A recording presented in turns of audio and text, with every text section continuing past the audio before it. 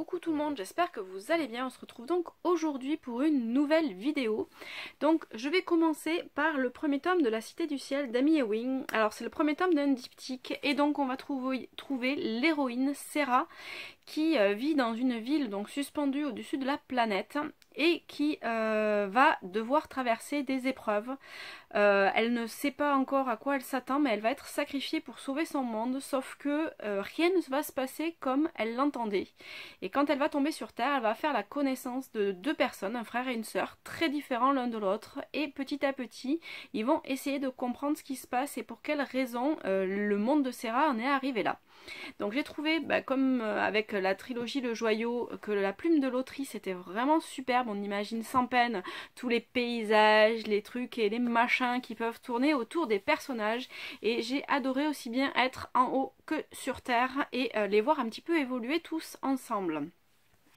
On va continuer avec le dernier voyage de Monsieur Baxter. J'allais dire tout autre chose, de Matthew Crowe.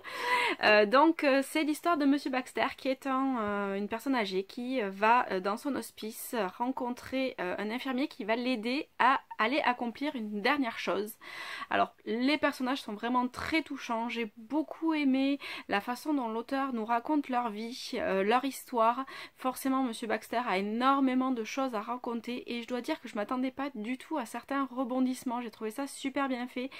Évidemment, j'ai lâché ma petite larme à la fin et jusqu'au bout, on ne sait pas trop exactement ce qui va leur arriver et comment ils vont réussir à s'en sortir. Parce qu'il faut dire qu'ils font un petit peu une fugue et que forcément tout ne va pas se passer comme ils l'entendaient. Donc c'est un roman qui à la fois donne le sourire et tire un petit peu les larmes et j'ai beaucoup aimé la plume de l'auteur que j'ai retrouvée avec plaisir. Ensuite, donc un thriller Blood Orange de Harriet Tice. Alors je sais pas comment ça se prononce mais c'est pas grave.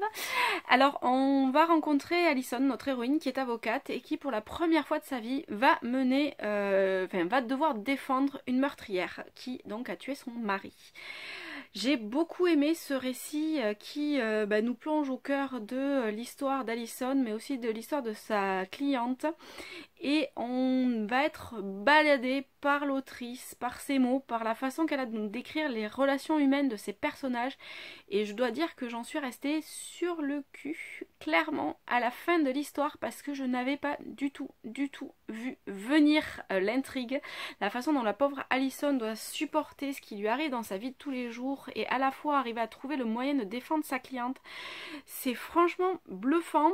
J'ai beaucoup aimé la façon dont l'autrice nous livre un petit peu les secrets des personnages et j'ai trouvé ça totalement choquant quand finissent par tomber les masques à la fin. On va donc continuer avec l'Académie d'Amelia Drake, donc c'est le premier tome et ça nous raconte l'histoire de 12 qui est orpheline et qui passe un concours pour intégrer l'une des académies de la ville là où elle vit.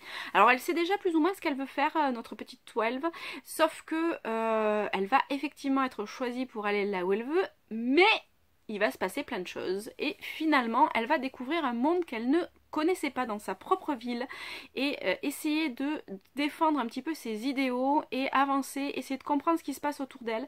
Alors j'ai trouvé ce premier tome vraiment super bien fait. C'est une mise en bouche qui est très bien écrite par l'autrice et qui nous permet de nous imaginer sans mal vivre les choses avec 12. Donc les personnages qu'elle va rencontrer sont très différents les uns des autres et j'ai beaucoup aimé la façon dont la jeune fille va aller au bout de ses idées, même si elle a tendance à enchaîner quand même les catastrophes un petit peu beaucoup. Voilà.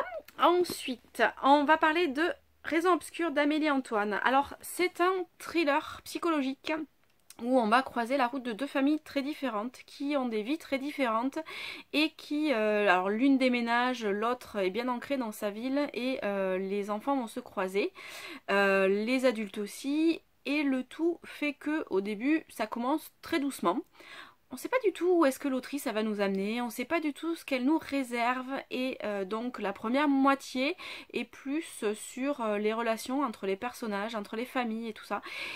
Et arrive la seconde moitié et là honnêtement on retient son souffle jusqu'à la fin parce que le premier chapitre nous raconte un petit peu la fin de l'histoire sans nous livrer exactement qui, quoi, comment, où. Et j'ai trouvé ça mais tout simplement bluffant parce que l'autrice arrive à tourner son histoire d'une telle manière qu'on ne voyait absolument rien venir et que on en reste franchement comme deux ronds de flanc tellement les choses sont prenantes et nous empêchent parfois même de respirer tellement les personnages sont entiers et cette fin est tout simplement horrible. J'ai pas d'autres mots de toute façon pour pas spoiler ni rien. Mais c'est un roman qu'il faut lire, quel que soit votre âge, quel que soit votre milieu, qui vous fera inévitablement réfléchir et qui apportera énormément de choses, que vous soyez d'ailleurs en famille ou pas. Et j'ai trouvé ça vraiment super bien fait.